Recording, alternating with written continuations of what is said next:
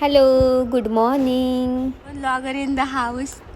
Mummy papa गेले त्या दिवशी, नंतर मी पूजा केली आणि सगळं आवरलं आणि मी निघाले माझ्या जॉबला.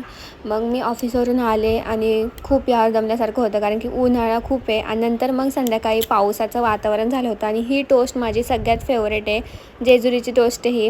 आणि मला खूप आवडते, खूप मस्त लागते. तुम्ही पण नक्की ट्राय करा. आणि पावसाचं मस्त वातावरण झालं होतं आणि हे बघा आमच्यासोबत काय झालं. लॉक अडकलेलं आहे. बाई मला गरमच झालं लागलं. किती किती क्लोज आहे बघ. निघलं आणि इथं कसं ठेवलंय सगळं.